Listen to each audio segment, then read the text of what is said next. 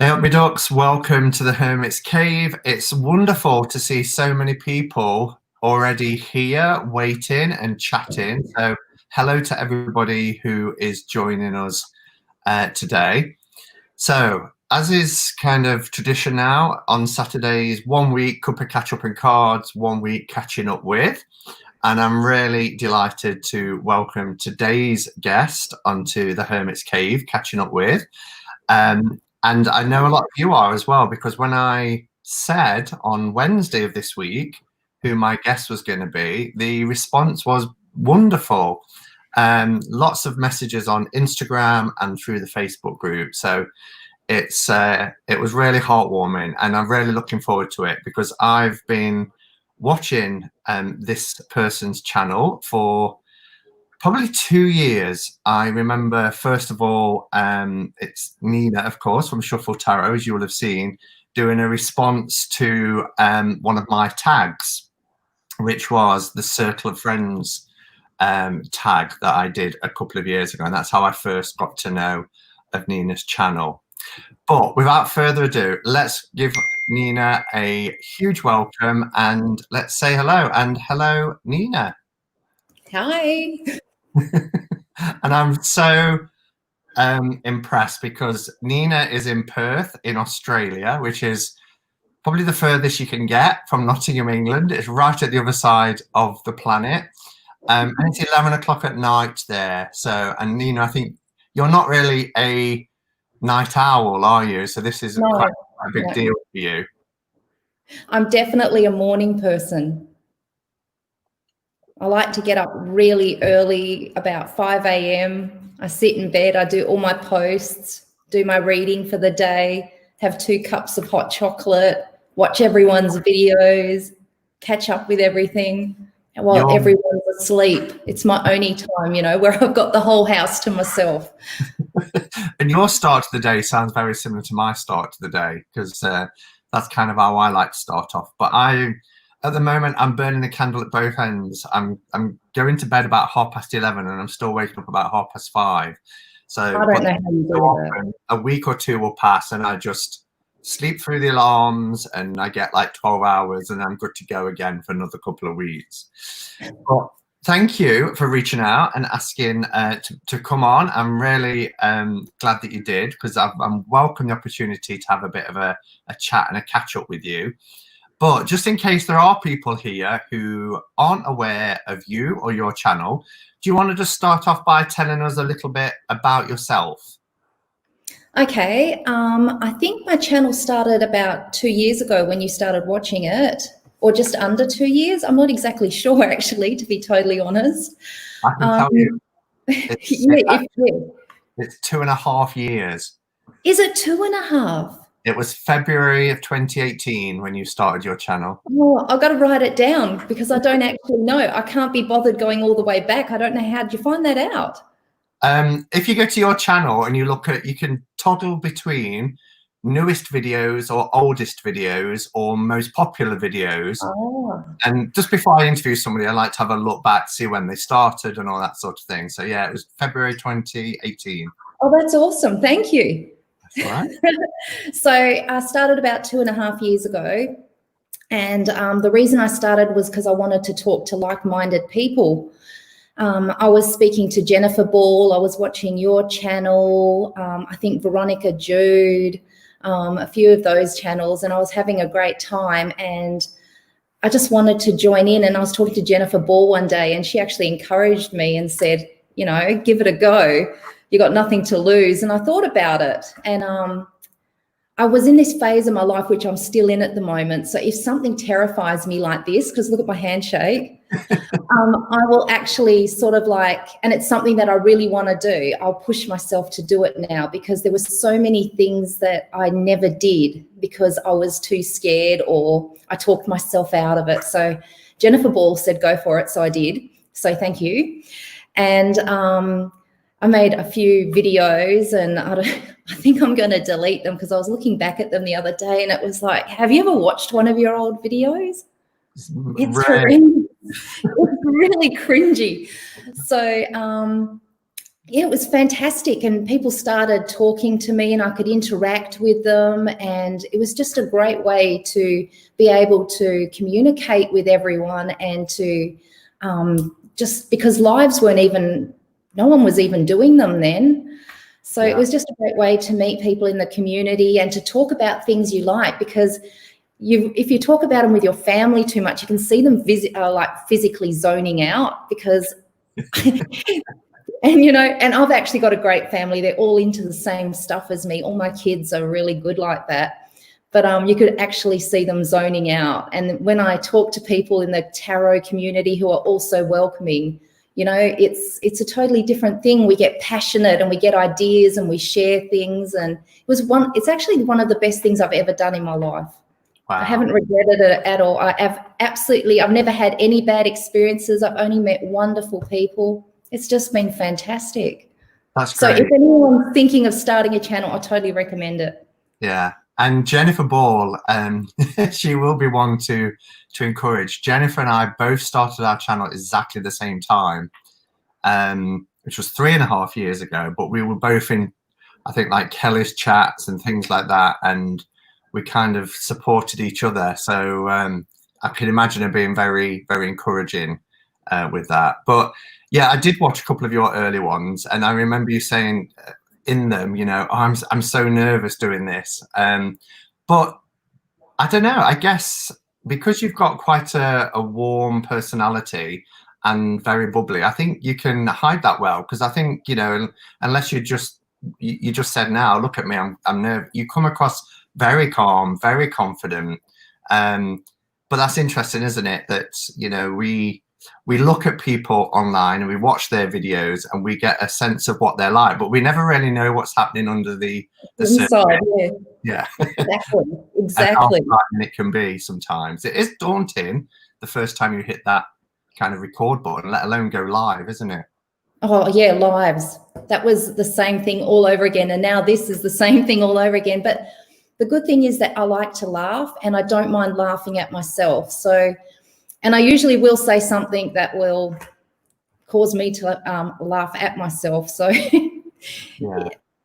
You just got to like give everything a go and be open to it, I think. So absolutely. Because fear is one of those things that really do hold us back, you know, and the same as you, I've been at stages in my life where I haven't done something because of fear. And then I've always looked back and kind of regretted it and thought, wish I hadn't been too fearful for that.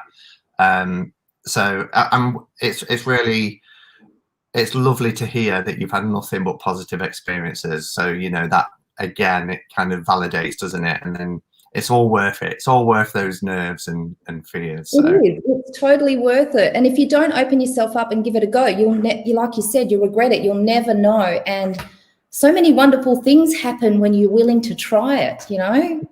It's so good. Yeah. So as you've said, you've been on YouTube for 2.5 years now.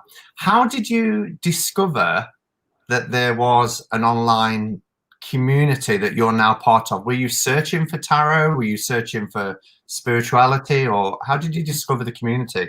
I was looking up the Deviant Moon. Ah. So I was looking that up, and then YouTube Tarot came up or something, and I was like, and I was new to YouTube. I didn't even know it existed. So I was like, oh, I asked one of the kids, what's this? And they told me, and then I think the first video I ever found was Jennifer Ball's. But I was searching tarot decks, and I think it was the Deviant Moon because that was the first deck that I had got. I had the Rider-Waite for 20 years or so, and I didn't even know about all these other decks because I hadn't gone looking for them. And then I think I went somewhere or I saw a picture or something and I fell in love with the Deviant Moon and I wanted it so bad. So I looked it up and I found Jennifer's channel, and she was in her garage and she was just being herself and talking, and I was laughing and having the best time of my life. And then underneath, after I finished watching it, all these other channels, yours and everyone else's, came up. And I was like, I think I was binge watching for days. It was just the best thing ever. And then that's where it all began. I got my hands on that Deviant Moon, and after that, it just snowballed from there. I just couldn't stop. Yeah. It's addictive. It is. Yeah. I get very similar experiences. Mine was, I was in a bookstore in Nottingham, and I saw the Rumi Oracle, and there was very few pictures on the box, and it was sealed, and I was like, and I put it back on the shelf, and I got home and I thought, I wonder if, so I Googled Rumi Oracle, and YouTube video suggestions came up. So I clicked into them, and just like you, had exactly the same thing. And then I started looking at, you know, if they mentioned somebody else's channel, I was looking at what that was, or another deck. And before I knew it, I was addicted and watching all these unboxing videos and everything else, never even thinking that 10 months down the line I'd start. Exactly. Never in my life when I was watching those videos for a minute did I think, hey, that could be me, or, you know, and it's just from that one deck that I looked up, all of this began. So then what did bring about that change? At what point did you think, actually, I could do this, I could start a channel, I've got a voice? What was the inspiration, and what was your hopes for your channel? Like I said, meeting more people, because there was a smaller community then, and I still wanted to meet more. And also, once you start collecting, like I said, you want to talk about it.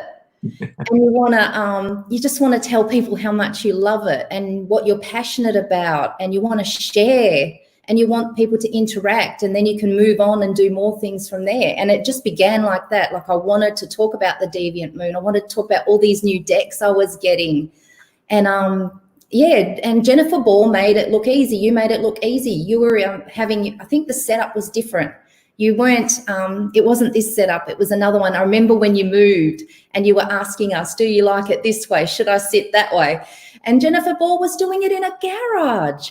And I was like, you don't need anything special to do this. You just got to have something that you want to talk about and just, you know, interact and have some fun with it. And yeah, you've made it look easy. And the other channels I was watching, I think Veronica Jude was on her bed a couple of times, just throwing cards around. And I was like, this is great. When you watched a few of the other YouTube channels, it's really serious, and they've got these wonderful setups, and you know, it's a different vibe in the tarot community. It's a lot more relaxed and it's more personal. Yeah. And it's something I wanted to be part of and to share. Yeah.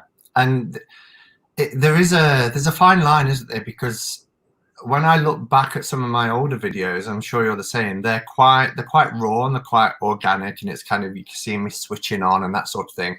And then as you get more comfortable with editing and things like that, yeah, you put a little title sequence at the beginning, you kind of want it to be polished. But at the same time, you're absolutely right. What I love about this community is that we're not afraid to bear warts and all, you know, and we can, it doesn't matter if things go wrong, you know, and it's not as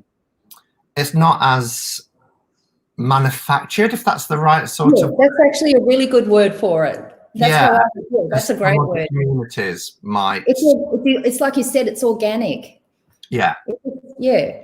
And it's exciting when you, like for anyone that wants to start, it's exciting when you start off with that, like you said, the raw video, and then you learn how to edit something. It's little things like that, but they're actually exciting.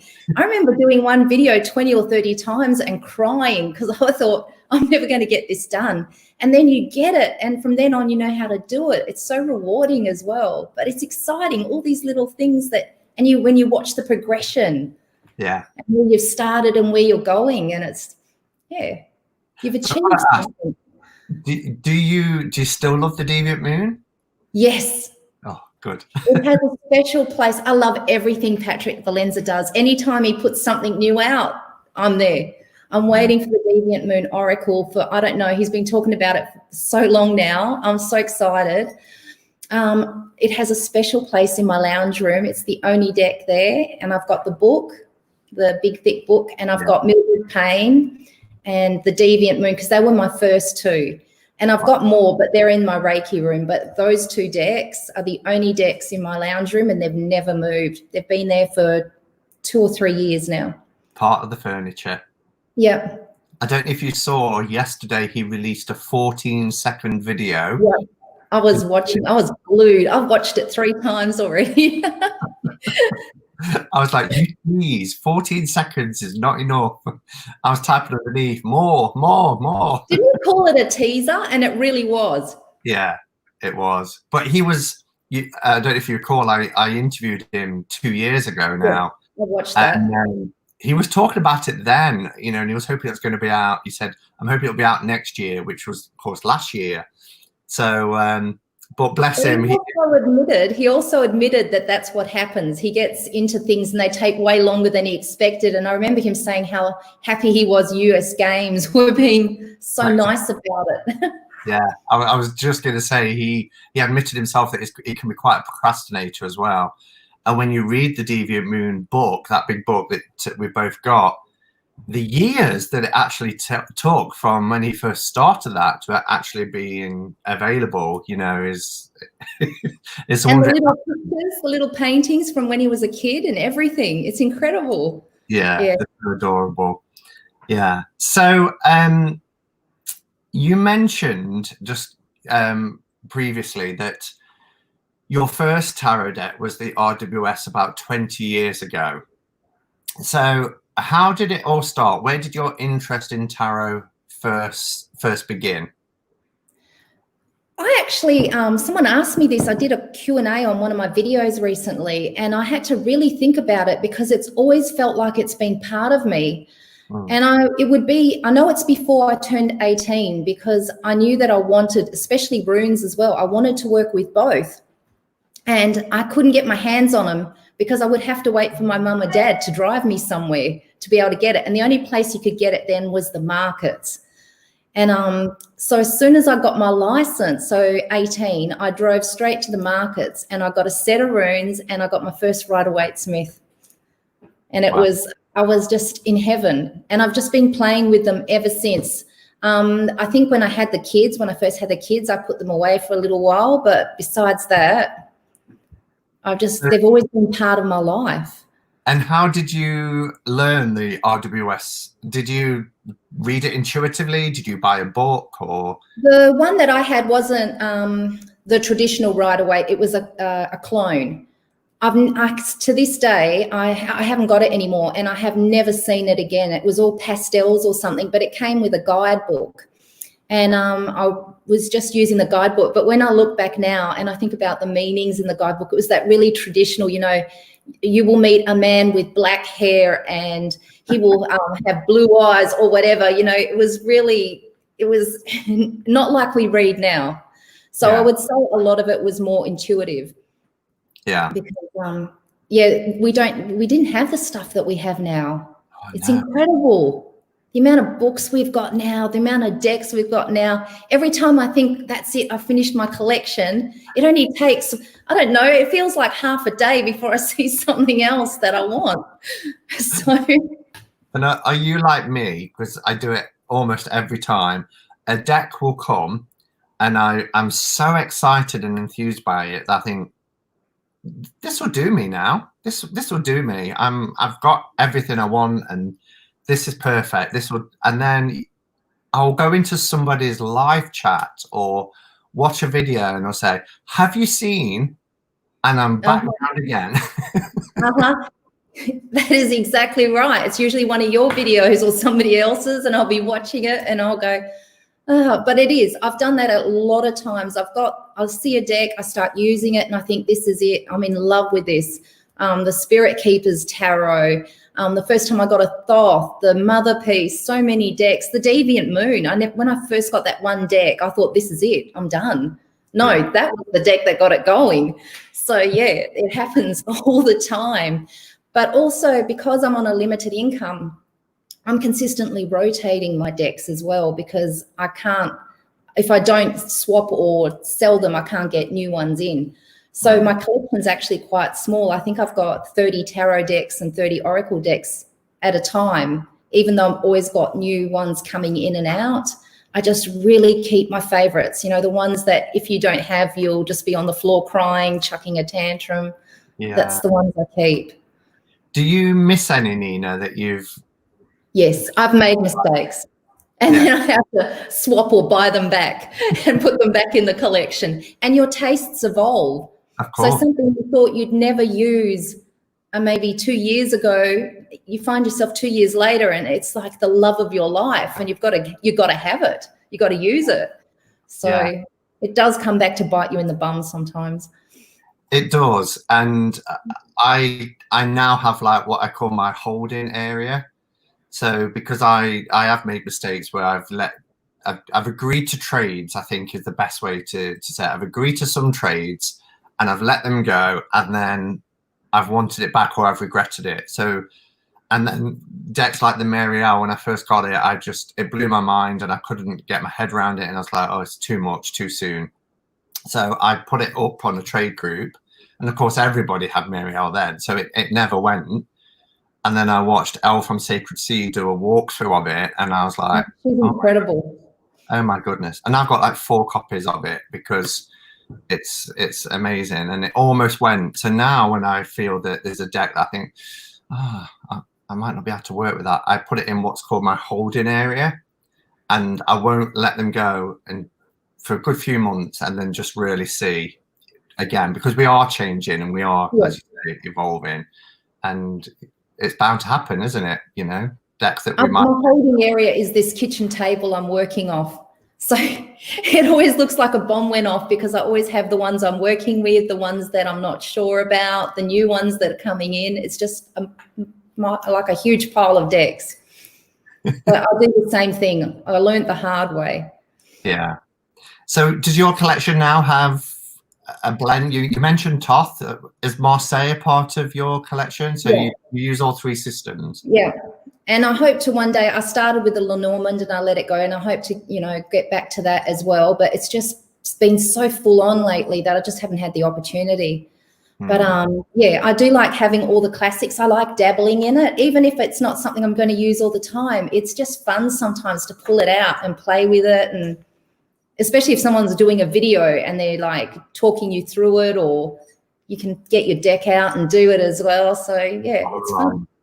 Yeah. And you mentioned runes. So you got a rune set back 20 years ago when you got your RWS. Is it divination per se that really interests you? Do you work with? It's a lot like the tarot. It's not just the divination, it's the psychological aspect as well, and working with yourself, which is why I started the tarot. I was going through a phase in my life where there was a lot of dramatic change, and I was doing shadow work, and I can't remember, could it have been Benabel Wen? I think it might have been Benabel Wen. Was talking about the tarot, and she had a course as well. And that's how I started with it for myself. And it was better than any therapist or, anywhere I had ever gone. It was just, for me, it was incredible. And it just it fueled me more, So it's a bit of both. I like the divination. I love the divination. And it's something that sort of runs on the women's side of my family. So my great-grandma used to dabble in it. My mum actually is quite intuitive and sort of gets an indication of things before they happen, but it scares her. So she doesn't want to be doing any of it. It really scares her. Yeah. And I've noticed it not on the boys in the family, which is funny, but I've noticed it in my daughters as well. They are the same. They like to, my youngest loves astrology and my oldest loves the Thoth. Wow. Wow. So, well, let's go right back then. So let's go back further than 20 years. So upbringing and that sort of thing. It sounds like you are a part of a family that's very sort of open-minded, even though, like you said, your mum is probably a little frightened about things. Did you have any particular spiritual upbringing, or what was life like growing up? My family were atheists. And I was always, as a small child, so I would have been 5, I was always interested in religion. And my mum got some secondhand books on all different religions, and I was always flicking through them. I think that was when I was around 9. But when I was 5, I actually made the Sunday school teacher pick me up every Sunday and take me to church. Wow. And it was also because they had biscuits and tea. So I was there for that. But yeah, I always I'm actually not Christian, but it was just that I liked. And then when I went to high school, I had a lot of Jewish friends, and they used to take me to the synagogue and stuff like that. So I've always just been fascinated with religions, other religions, spirituality. I was a Theravada Buddhist for a while, for about 15 years, I think. Wow. So, you know, it's just something that I've been passionate about. So they were really open-minded. They were atheist. Nothing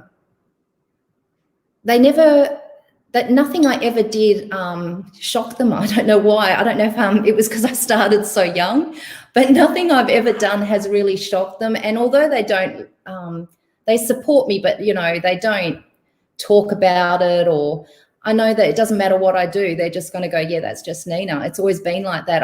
They've never hindered me in anything that I've tried. They've just kind of laughed and goes, oh, that's just a Nina thing, you know, something else Nina's doing. So, yeah.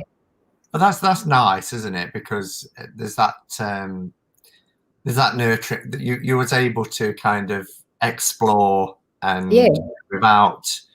without either being influenced to explore or also being discouraged. You know, you had that freedom to really do that.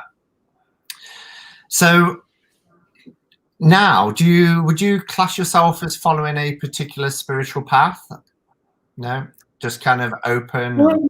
Yeah, I have no idea. I have no idea what to classify. What I believe in earth energy, animism. That I just the energy. I don't know. I don't know how to explain it. But yeah, really a very big connection to the earth and everything on it. Yeah. But I don't know what to actually. It's little bits of everything that I've picked up along the way, and it's just my thing. And yeah, it's always people say, "Oh, what do you?" I just don't know. It's just me.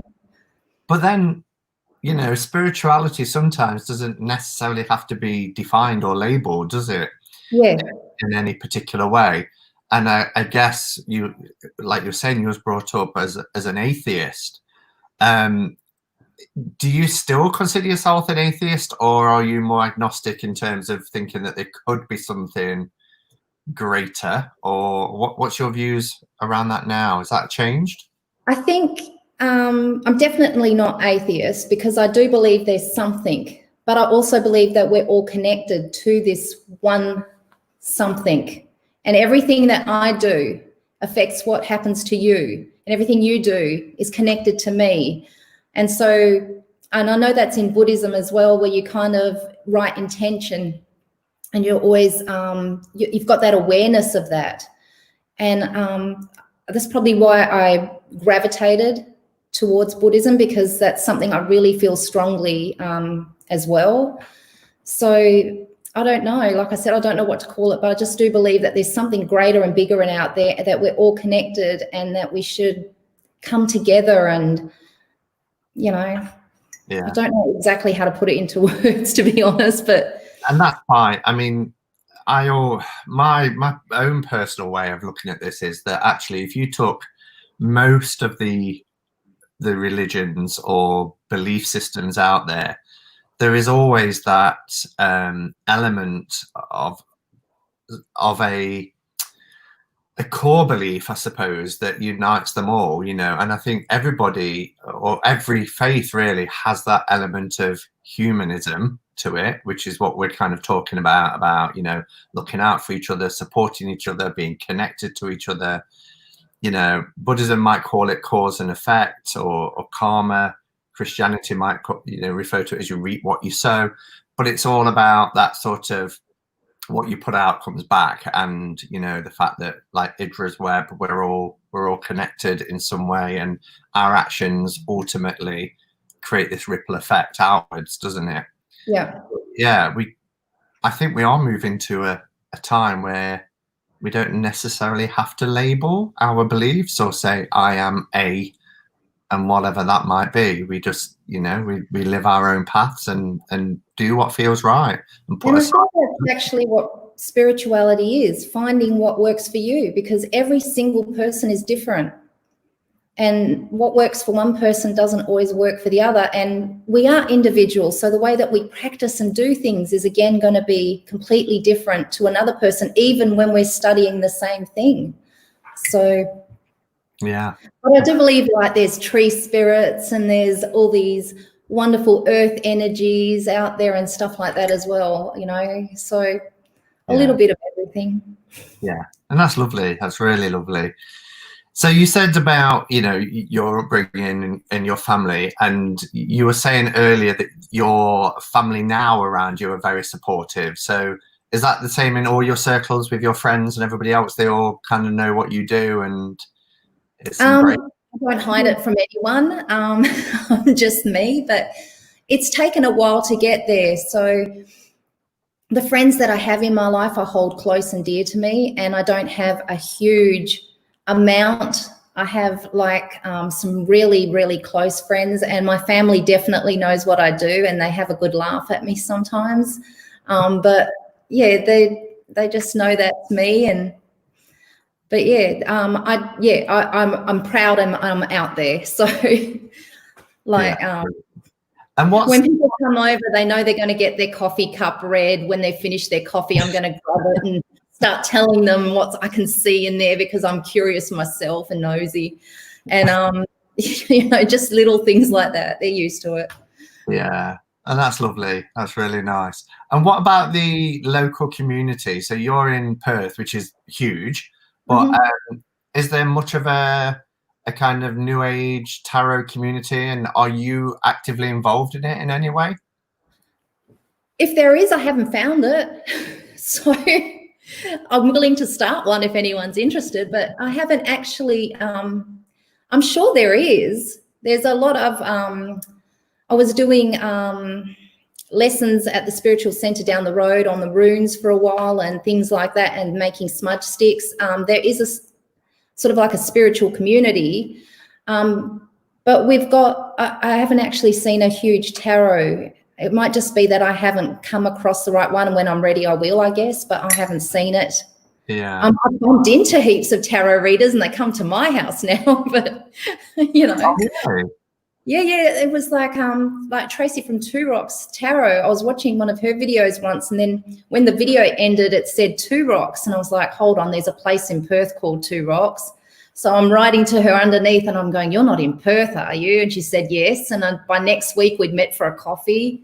Wow. And you know, just so yeah, whenever I meet someone, I always ask like if we can meet up, or if they want to come over, or can we go for a coffee. And that's lovely, isn't it? That the community can actually bring people together, and you can actually, if it's possible, you know, meet in real life. It's wonderful, because yeah, this community for me, I've found some wonderful lifelong friends, you know, so yeah. That's great. We've got a question from Water Child Tarot. So Nina, do you read for family and friends? Too much. All the time. Even sometimes, like if they've got a problem, I'll just say, yes, let's pull a card, or, you know. Yeah. Let's look at the coffee cup, like I said, you know. So I'm always here. People actually come to me, like my friends, and they go, this is happening. What should I do? Can you give me some guidance? I'm like, okay. So yeah, all the time. You don't find that, like I do sometimes, you get invited to places and you think, oh, wow, I've had an invite. And then they say, oh, by the way, will you bring your cards?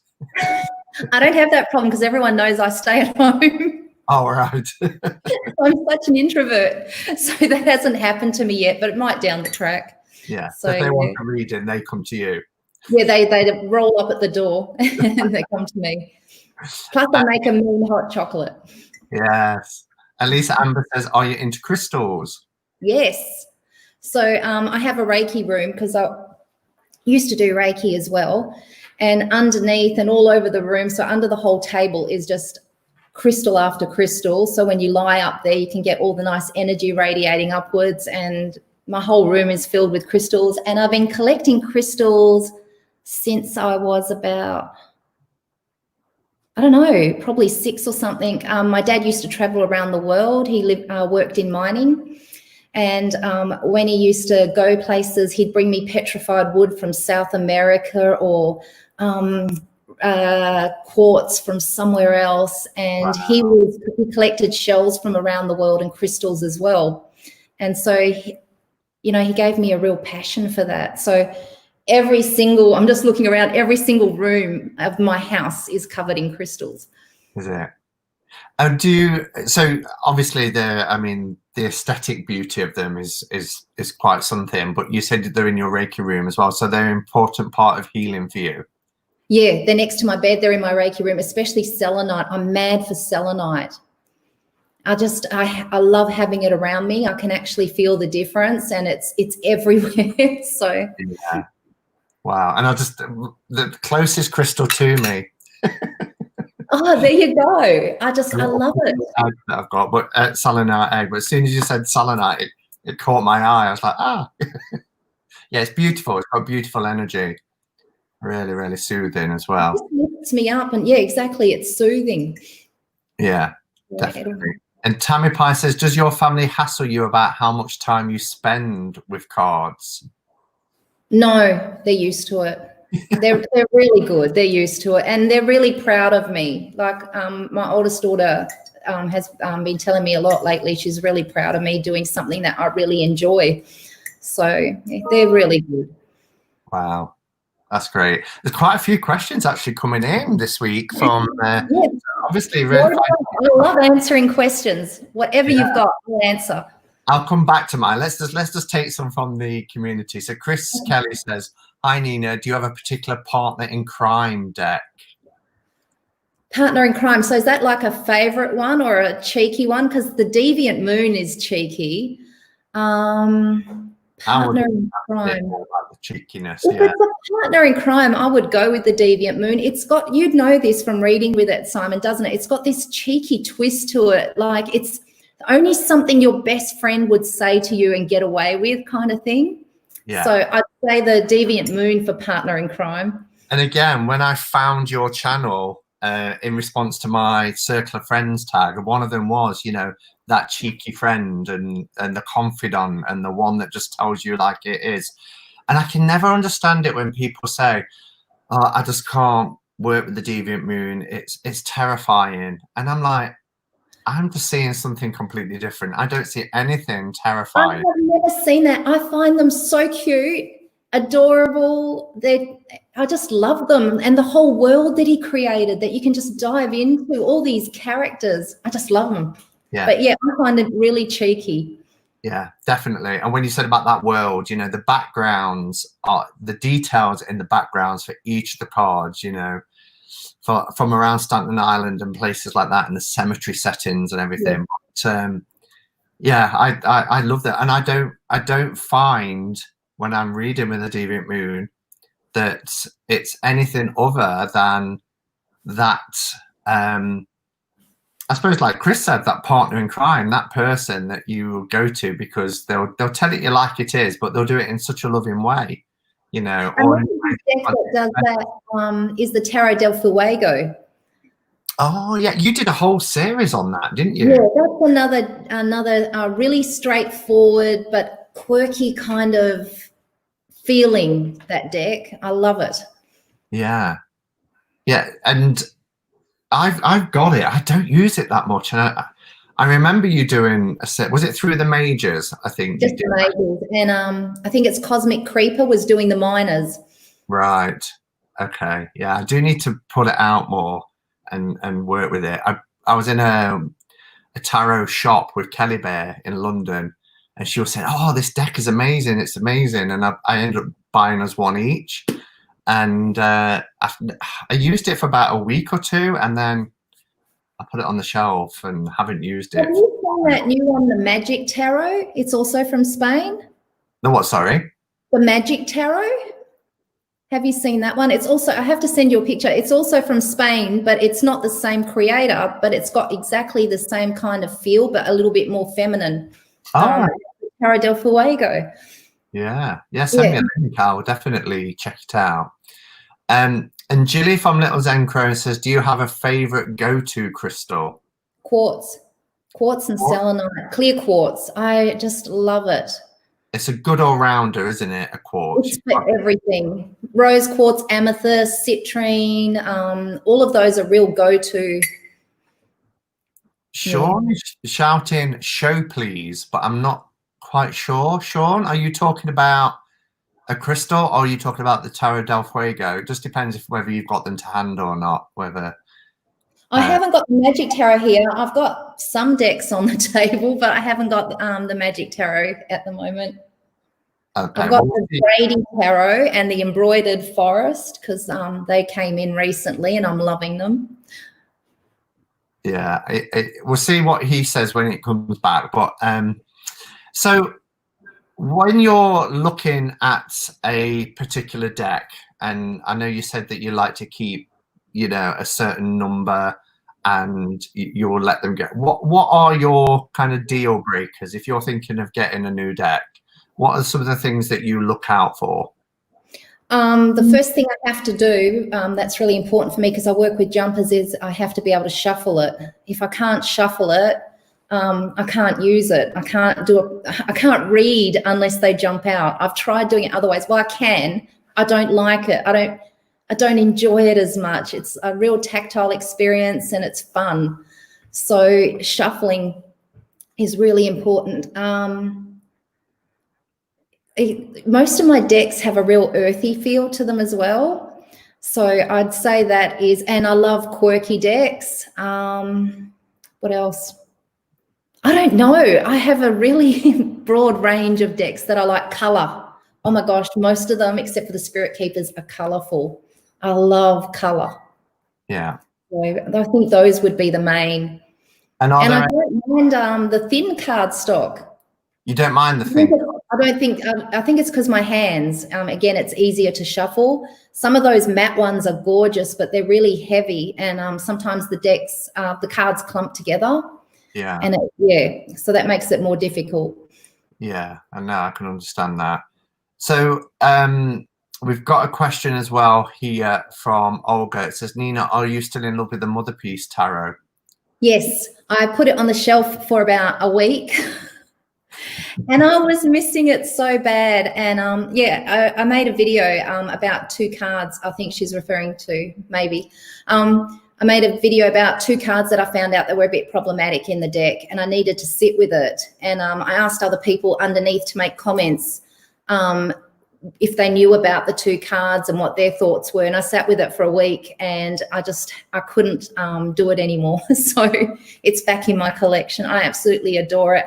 And I did talk, and I read everyone's comments and took it all in, and talked to other people in the tarot community. And yeah, so for me, I love the Motherpiece.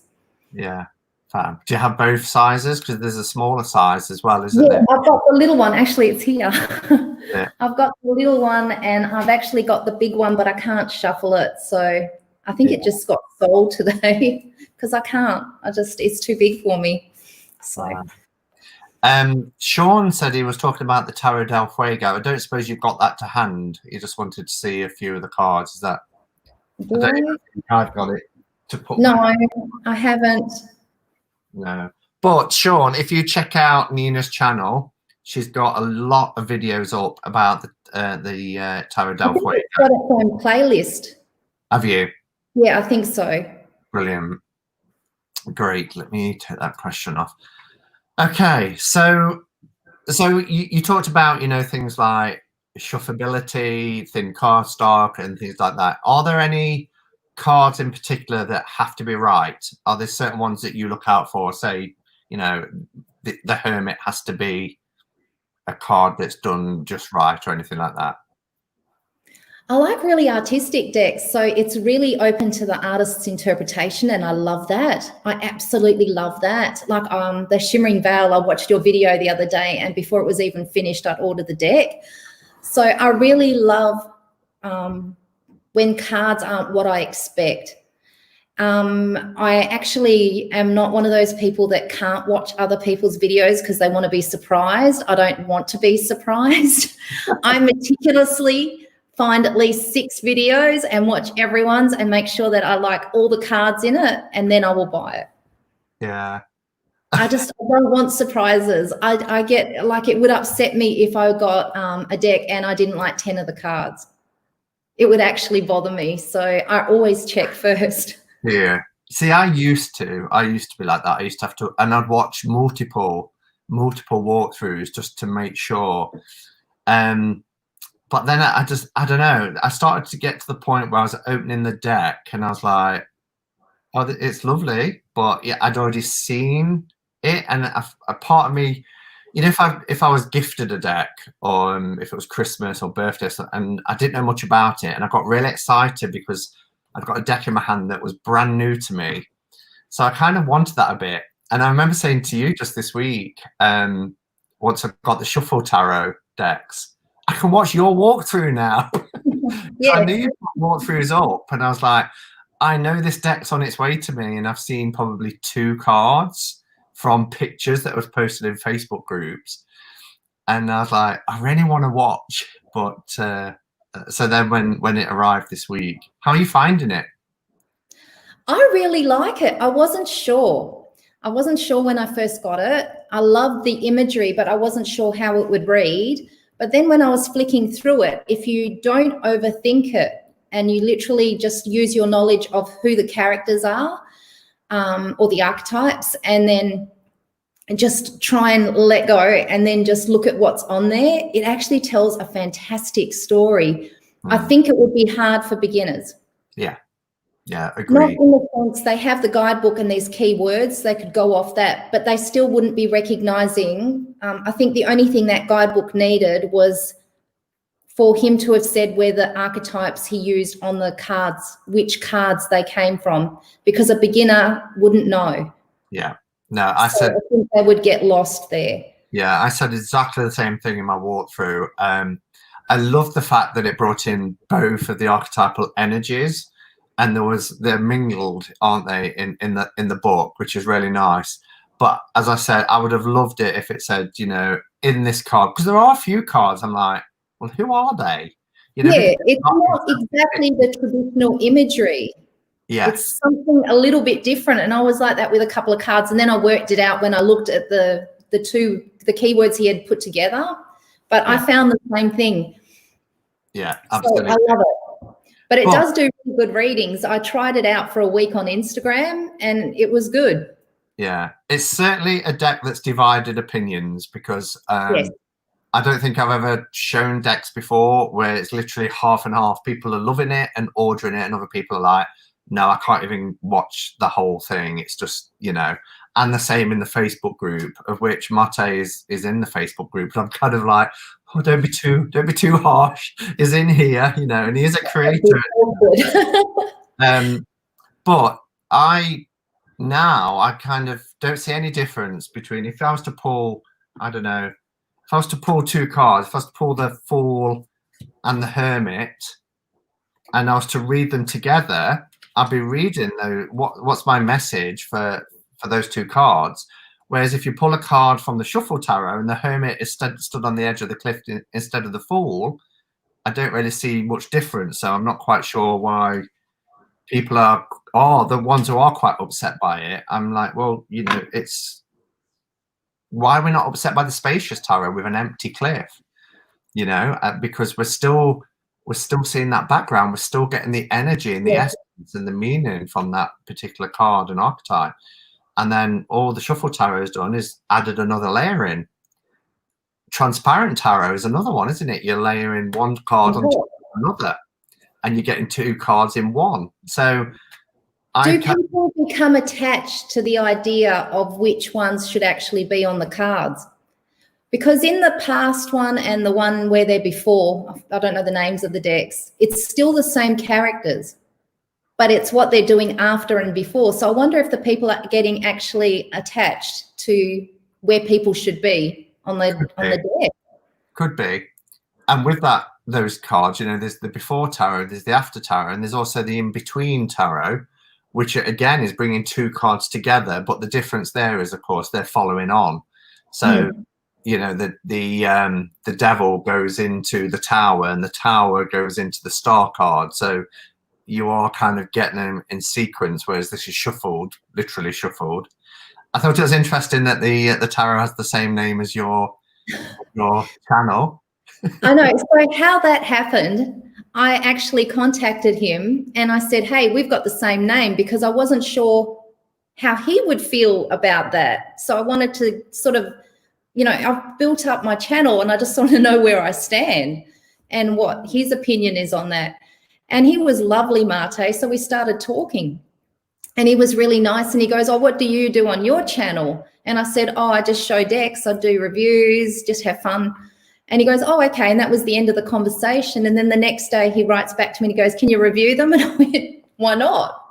So he was nice about it, and we don't mind, and we think it's funny. So it was good. Yeah, he's a great guy. He's a really nice, friendly, approachable guy. So yeah, cool. So are there any cards in particular you find challenging, Nina? No, not really. I think there may have been when I started, but I'm kind of really stubborn. So when something challenges me, I will just keep going at it until the next challenge comes along. I'm a Taurus, so I'm really stubborn like that. So no, I'm sure there was. I know when I first started, I used to get the 5 and 7 of Swords mixed up and sort of things like that. But yeah, no, not really. Cool. And what would you say is at the top of your wish list currently? Is there any deck out there that you're like, I'd just love to get that? Yes, so many. So is it the CS tarot that you've been showing? Is it CS? Yes. Yeah, so there was a few that was on my list, but lately so many have come out at the same time. I haven't been able to get them all. And then there was I've forgotten the name of the oracle. It's another really colourful one. By an artist. Oh, I just asked recently on your page where I could get it. I can't believe I've forgotten the name now because I really love it. And then Benabel Wen is doing a Tarot Spirit Keepers #3. Oh, really? Yeah, I only just found out this week. And then Gabby Angus West started doing a Frida Kahlo deck more than a year or two ago that I'm just dying to get my hands on. Divas, the Divas #2. Yes. There is so many I want. And I keep thinking I've got to stop doing this, but I can't help myself. I know. And, you know, you mentioned silicon, and this is the deck I'm working with at the minute. You know, it's the cards that I've got out. I'm doing my daily spreads with them, and they're absolutely amazing. So I'm really looking forward to Davis too. But she's also coming out with a new tarot as well called I know. I want that too. And Joanna Nelson today I found out is coming up with a new tarot as well with really cute characters on it. So I can't win. I just can't win. It's endless. The struggle is real. Would you say, looking at your tarot collection of 30 decks, that there is there's a theme or a genre that you're particularly drawn to, or is it really eclectic for that purpose because you want it for different things?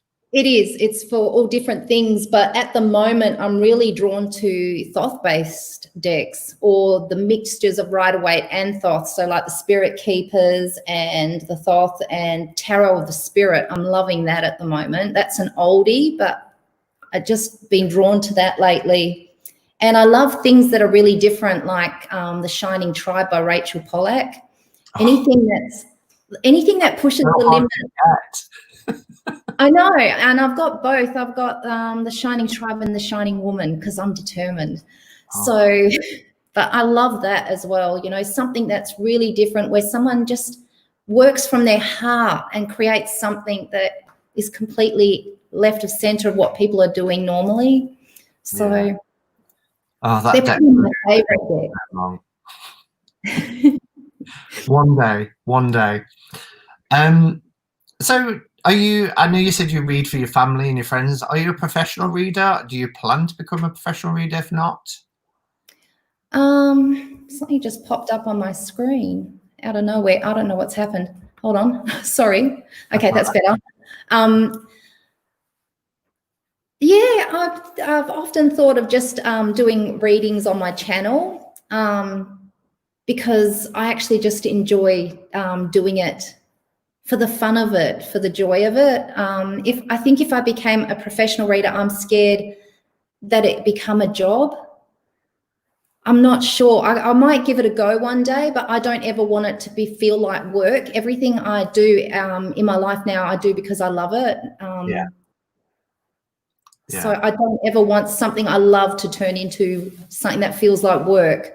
Yeah, and it can, because when I opened my website and was taking readings, you know, you could be anywhere doing anything, and it just comes in that you've had a sale. And I like, even though the website says allow up to 7 days, it's on my mind until I've done it. Do you know what I mean? And then you think, I've got this tomorrow, I've got that tomorrow. And it was constant. And then when you get 2 or 3 in at once, I started to get a little bit panicky about things. So I do understand what you're saying about that, because for me, and I always do love it. And once I'm there and I'm in the moment and I'm doing a reading for somebody, I absolutely love it and I'm in my element. But because I did it online as well, there's so much, you know, you've got to upload it and you've got to, you know, send the links and all that sort of thing. So, but it's fun at the same time. But I do understand you've got to fit your life around it as well, haven't you? I might give it a go and I might love it. But at the moment I'm busy creating and making my own decks that I want to use in my practice. So I just don't have the time at the moment either. Yeah. So where do you make your own decks? Make playing cards or? Yeah, I've got another one that's coming any day. I make playing cards, and I've tried Game Crafter, but they shut down for a while and they're trying to catch up and they've got low staff. So I ordered a deck that I made and I want to see in May, but I still haven't got it. So I'm trying to be patient, and I'm in the middle of creating another deck at the moment while I wait for the other one. So do you want to tell us a little bit about your new deck? Can you? Yeah, I guess I can. Oh, I can. So this one's really special. So have you seen Ratty? My rat? Ratty, my rat. Yes. Yes. Yeah. So he's getting old now. He wasn't really supposed to live past 1 because he's really sick, and he's going to be 2 soon. So I wanted to make something that I could remember him by later on.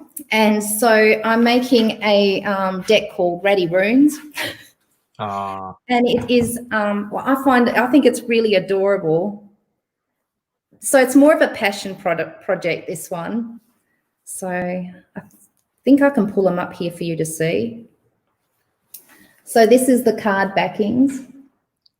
Oh, that's adorable. So Elle would like that. She's into rats. And then I'll see if I can pull up a card. I did one today here. So this is Huggalas, which is hail. Oh, wow. And so it's going to have keywords this time.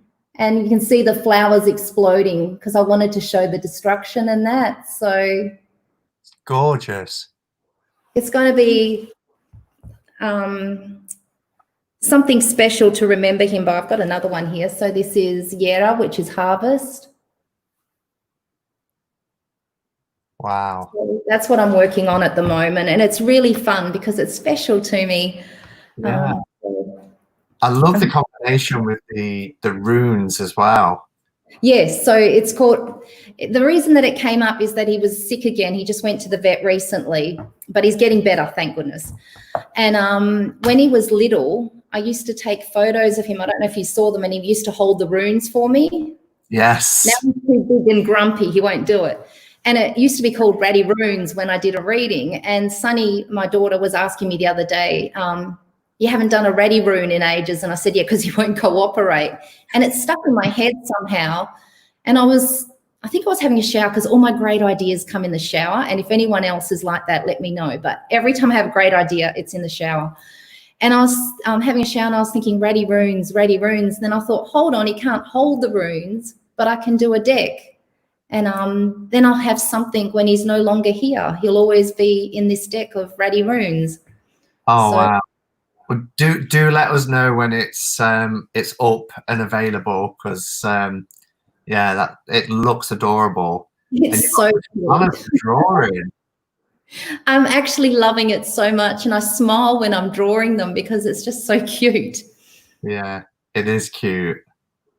And there's so much. Yeah, at one time I wasn't really into cute decks, but then, you know, I've started getting things like the Rabbit Tarot and the Badger's Forest, and I'm really loving it. And then I've got Way of the Panda. So, I was exactly the same. It's like I didn't think I was a serious tarot reader or something, or I just wasn't drawn to them. And then recently, I think actually during COVID, I think, when that started, that's when I started wanting these other decks, and they were comforting and, you know, in a way or something. I think maybe that's when it started. But I did the same thing. I started, you know, the Shadowland. I was like drawn to that. And I've got the Rat Tarot, the Tar Rat or something coming. Because when I started doing this rune deck, I thought, hold on, wouldn't it be nice to have the tarot and then my rune deck together? So I ordered that. Brilliant. So, yeah. Question from Lighter Subconscious Mind. Nina, what are you doing every day? Do you have a profession? No. So I have been sick for a long time, so about 14 years. So I actually can't work. I have chronic fatigue and fibromyalgia and severe arthritis. And so I've already had 2 hip replacements, and all sorts of things have stopped working. So it's really a struggle. So I have no. So that's why that was another reason when I started the channel, because I couldn't go out. I was a lot sicker, but now I'm taking meds that work, finally, 14 years later. But I couldn't get out. I couldn't go. Some days I couldn't get out of bed. And a couple of times I remember filming from bed. So it allowed me to talk to people and be able to create and do something when I couldn't do anything else. So a lot of the stuff that I do, like creating the decks and that, is something that I can do sitting down or take breaks from, or exactly, work at your own pace. Yeah. And do you have plans to open like an Etsy shop? Because I know your most popular video, I don't know if you're aware, because you said you didn't know you could order them, but your most popular, can you tell me what it is? It's about how to make a smudge bungle. And yeah, I love that. Look, they're all over behind me. Yeah. Amazing. But it's had something like 31,000 views. Is it? Yeah, it's your most popular video. But I just thought, I wonder if you got plans to like open an Etsy shop and sell things, spiritual items, as well as your decks that you're creating. I've just been sending them to everyone for free. You missed a trick. Oh my God, I had no idea. Maybe. Yeah, obviously an interest there for, you know, for that sort of reaction within the community. And Hexon, hello Hexon, he says, how do you feel about the Shadowland Tarot? I mean, you just kind of mentioned it, but okay. I don't use it for shadow work. I should have realized it was a shadow deck when it was called Shadowland, but of course I did not.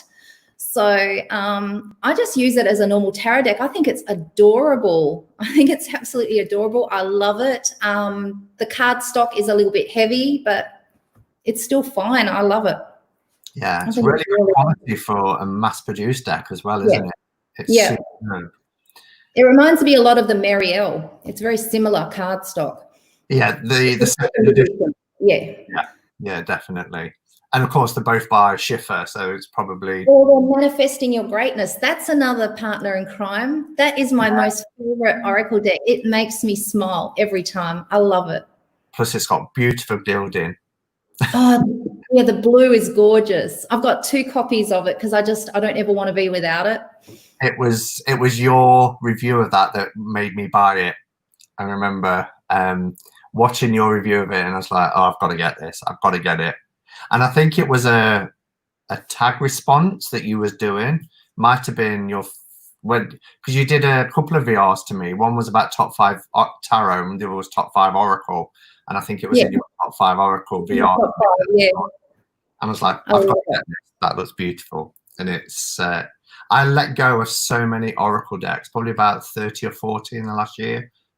I'm looking at it now. It's still there. So exactly, I have as well, and it's never going to go. I just love it too much.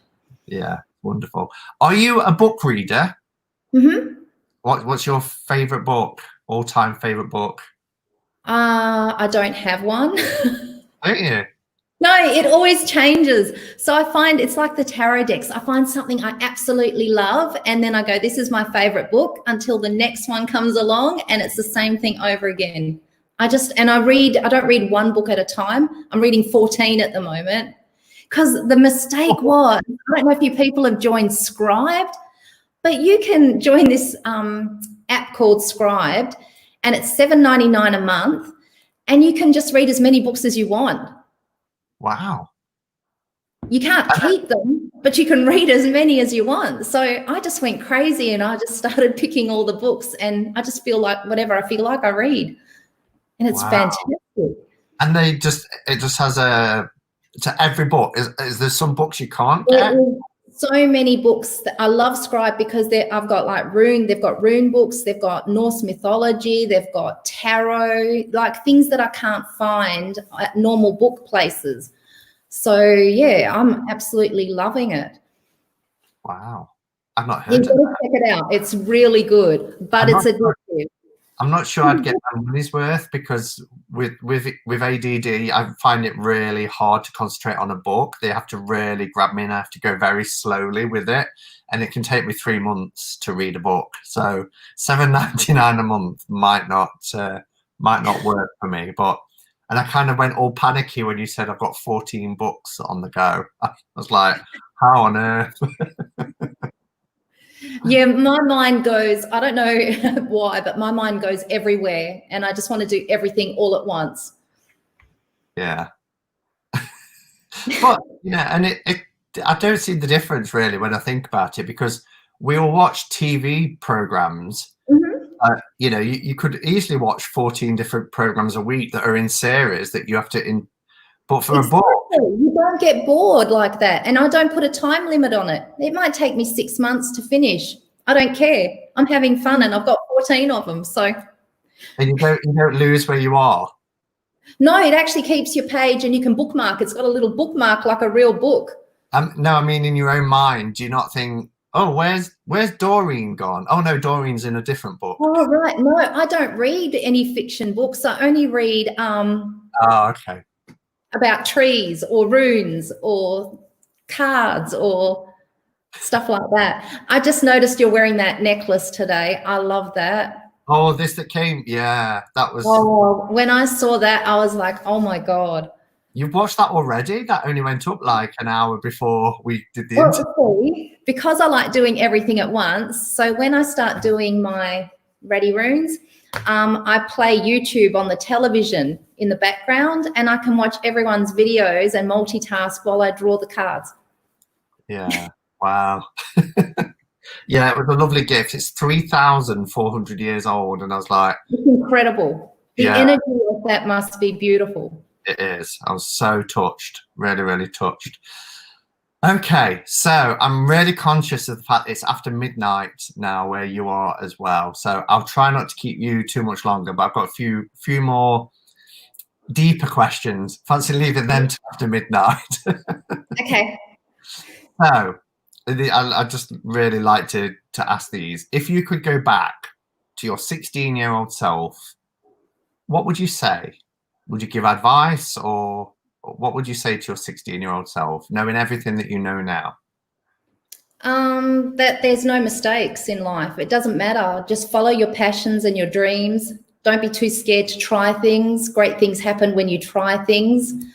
And yeah, there are no mistakes. Everything is supposed to happen for a reason, no matter how shitty it is or how great it is. Every single little thing has its purpose, and you might not know now, and it might feel terrible, but later on it all becomes clear, and that's how you grow.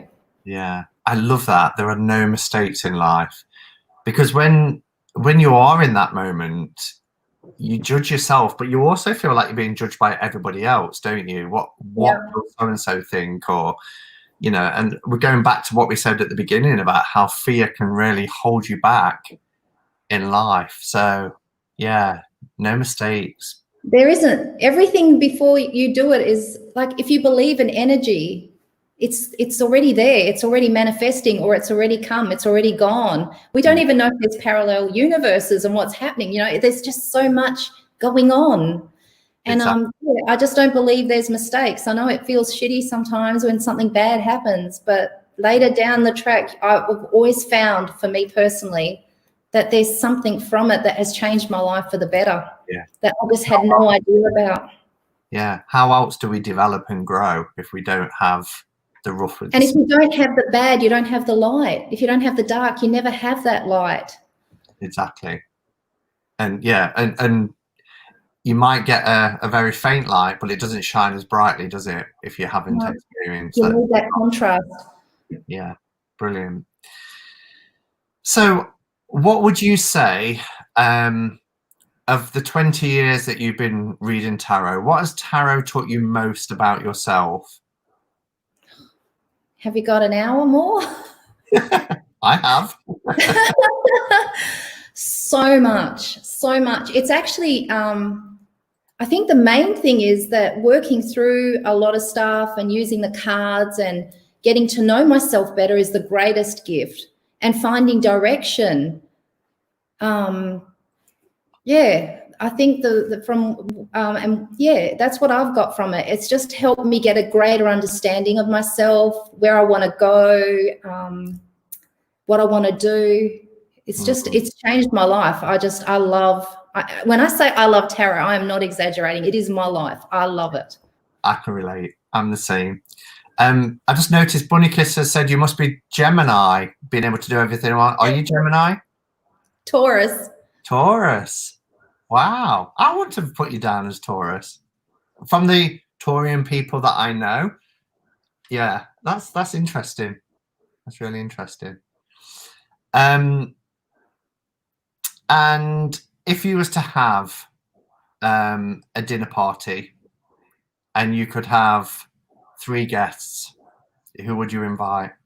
Oh, the Dalai Lama, because he makes me laugh. He finds the humor in everything, and he's just an incredible person. Funny. Probably someone else that could make me laugh. I love laughing, so I would chuck in a comedian or somebody in that mix, and someone that inspires me, because it always changes. That as I learn and mature and do things, that always changes. But probably someone that can inspire me. You know, people like Wim Hof that have done that breathing and can work with our immune systems, or people that have gone out of their box and found incredible things and don't follow the rules. So, you know, 3 diverse different people from different angles, but the main thing has to be that we can have a laugh at the same time. I don't like taking things too seriously. There has to be something that we can, relax and let go and have a good time with there as well. Yeah, brilliant. So where would you like to take your channel next? Any plans for your channel? I have just been going along since I began, so I don't know. Maybe, like I said, I'd like to do the readings. I love doing readings. So just doing readings maybe a day, or maybe some lives. I was going to do lives actually when I think about it, after I did the lives for, I can't remember what it was. And I was really enjoying it. It's a different thing to be able to talk back to people and to answer questions. It's just completely different. I really enjoyed it, but I chickened out again. So I might have to do a few lives just to be able to, interact. Yeah. And you, like everything, you do become more comfortable with it. So those first few videos that we do right at the beginning, and those pre-recorded, the kind of in your mouth and the fear and everything else, it was a good year later when I started doing lives, and it was straight back to that moment again. And I was thinking, well, I'm going to keep going, because I got confident with doing pre-recorded, and you do with lives as well. Once you, that's the problem. I shouldn't have taken a break. Yeah. You're right. When I do my videos, I don't even think about it. you're right. When I do my videos, I don't even think about it. I put my MacBook in front of me and it's like talking to a friend. I don't even get stressed. So yeah, when you stop, that's the trick. Don't stop. Absolutely. And like you said, you know, with a live, you see the lovely people there, you see the familiar names, you see your friends, and they're encouraging and they're supportive, and it suddenly goes from talking to a video camera that you've got to edit and upload to talking to your friends that does it all for you. You just end it. Yeah. And there's little comments to answer. Yeah. Because you've done most of it in the live. That's true. I never thought of that. Well, I've got arthritis, so my hand gets tired really sore. So I actually watch a lot more videos than people know. I'm actually, if you've got a channel, I'm watching you. My hand gets sore. I can't comment on everything. Yeah. So yeah, no, it's the advantage of lives, you get to answer it there and then. You don't have to write it out. That's a really good point, because yeah, a few times people have said to me, "Oh, I did a video," you know, as if to say you haven't watched it, and I'll be like, "Yeah, I know, I watched it," and I'll think, "Oh, perhaps I should have left a comment." Yeah, I know exactly. Okay, do you want to play paper, plastic? Let's do it. Cool. So first answer that comes into your head then. So in terms of cards, paper or plastic? Paper. Oracle or tarot? Oh, tarot. YouTube or Instagram? YouTube. Peanut butter or jam? Oh, peanut butter. Big parties or small gatherings? Small gatherings. Waite or Crowley? Oh, that's a tough one. It was Waite, but at the moment it's Crowley. Bath or shower? Bath. Bordered or borderless? Borderless. Dark and creepy or rainbows and unicorns? Dark and creepy. Indie or mass produce? Indie. Tablet or PC? What's a MacBook? PC. Okay, PC. Save or spend? What was that one? Save or spend? Save. I just thought, so I'm going to get loads of Apple heads now saying to me, a MacBook is not a PC. As in, we know that. Money or free time? Free time. Phone calls or FaceTime? FaceTime. Movies at home or in the cinema? Home. Large or small cards? Small. Life after death or total extinction? Life after death. I don't think energy dies. Good answer. Early bird or night owl? We talked on that earlier, didn't we? Woodland forest or sandy beaches? Oh, both, but woodland forest. Toilet roll hanging over or under? I actually knew the answer to that because somebody said, was it on Facebook? No, it was on like Instagram, I think. They warned me. Instagram. Yeah, there was like, Nina, toilet paper needs to be under. She's like, no, it's over. I was like, no. Wow, there's 100 people here. It's been lovely to have such amazing support. Thank you, everybody, for your questions as well. It was nice to receive so many from everyone. I'm going to pull a card. I'm going to use my latest deck, which came today, which is the WS2 Tarot. While I'm shuffling, Nina, do you want to talk about either your favorite deck and show us a few cards, or a current favorite that's kind of vying for your attention recently? Hey, talking of which. I will show some cards.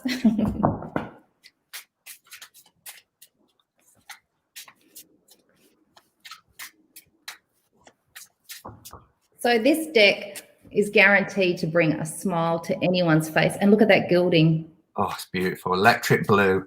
Isn't it? And even the backings are so cute. Yeah. Like, I literally love it. And the messages are just really simple. But every time I do a reading, they just say the right thing. They're incredible. And I love the artwork and, as usual, colour. I love colour. And it's great cardstock. It's really good cardstock too. So this is one of my, well, this and the Oracle of Initiation are my two favourite Oracle decks. But I think when the Divas of Creation come, that will be in there too. Yeah. So, yeah, this is absolutely beautiful. And I'm loving the Brady Tarot at the moment as well. That's incredible. I can't believe that she made all those lino cuts, or the embroidered tarot. Can you imagine embroidering 78 tarot cards? I know. So the Brady Tarot, have you got the second edition? Yeah. Oh, yeah. I've got the first, but beautiful. Beautiful. Raven Songs just said, what is the name of the deck? I think that's the Oracle one. Manifesting Your Greatness by Amy Chase. Yeah. And Amy was brilliant because, you know, when I opened mine, there was a damaged card. Yeah. And I was like, oh, I'll get in touch with Schiffer. But Amy messaged me straight away and saying, if you get no joy with Schiffer, let me know. I'll sort it out for you. And really, really lovely. I mean, Schiffer was beautiful. Great. Yeah, Schiffer's great. I really like Schiffer. They're really good. And Rockpool, actually, are really good too. But yeah, Amy's wonderful. Yeah, brilliant. Okay, so message for the week ahead. Oh, we've got the Ace of Swords. So we might be feeling at the moment like we need a little bit of clarity. We might have had some fog around us at the moment. For the week coming up, then that fog should start to clear and we should be able to focus more on what it is that we really want to achieve and manifest.